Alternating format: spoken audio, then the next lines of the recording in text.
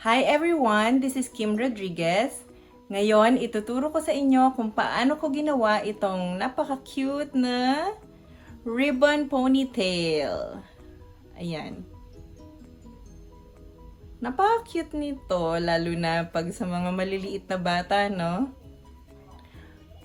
Kung gusto nyong matutunan kung paano gumawa nito, napaka-simple lang. Just keep on watching.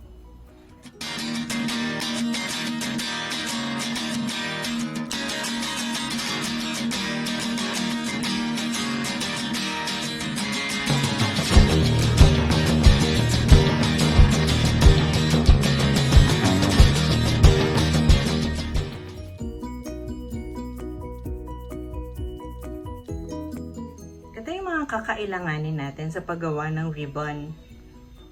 15 by 5 na fabric, 2 piraso. Gunting, glue gun, about 3 by 2 small piece of fabric, measuring tape, and elastic. Pwede ka rin gumamit ng alligator clip. Depende sa inyo kung anong mas gusto nyong gamitin.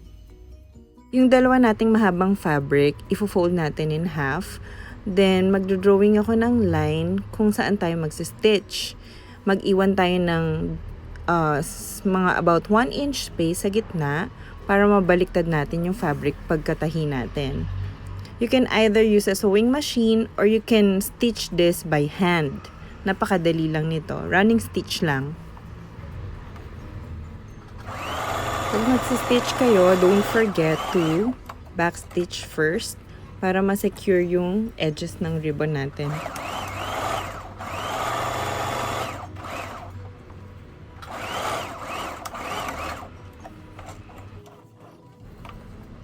Then, ikakat natin yung excess fabric para pag binaliktad natin, hindi makapal yung edges ng ribbon.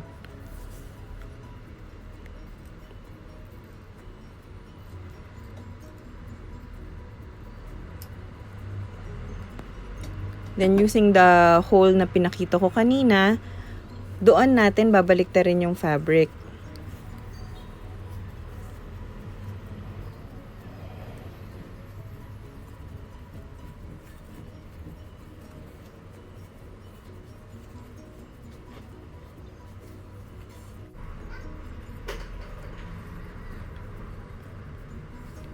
Then, pwede rin kayong gumamit ng any object na may medyo sharp yung dulo para ma-push yung mga dulo ng ribbon. Ako, ang gamit ko lang ball pen.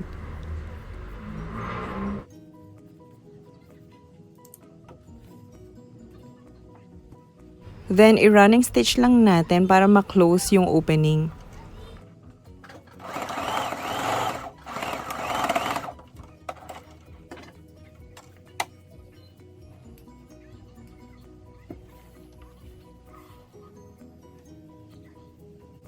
Ngayon, ganito na yung magiging itsura pag natapos na nating tahiin yung dalawang fabric.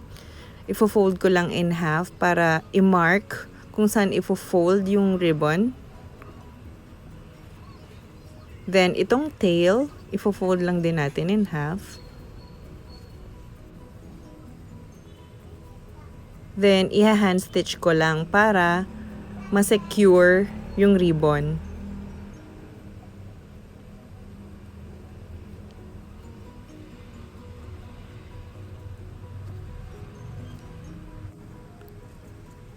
Yan. Pagkatapos ng running stitch, ipupull nyo tight. And then, iro-roll yung thread para mag-form yung shape ng ribbon.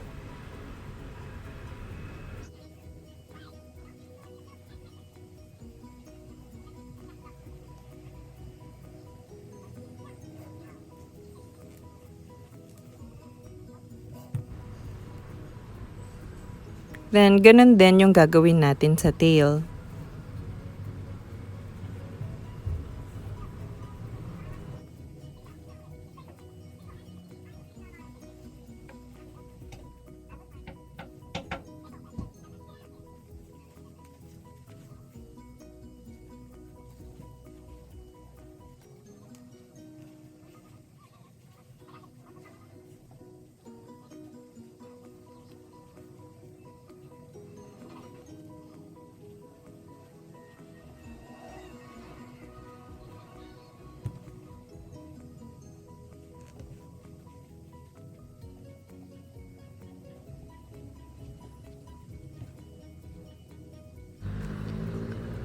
Make sure lang na ibuhol natin mabuti yung ribbon para hindi siya madaling matanggal.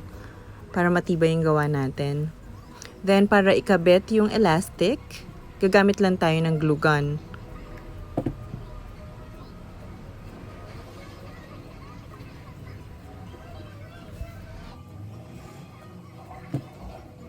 Then, kunin natin yung small fabric natin na 3x2. I-fold natin in 3 parts. Yun yung gagawin nating pang-cover dun sa center ng ribbon natin.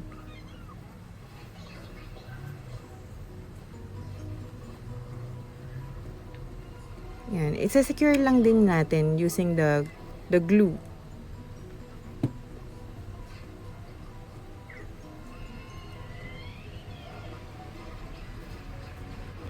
And that's it. Napakadali lang, 'di ba?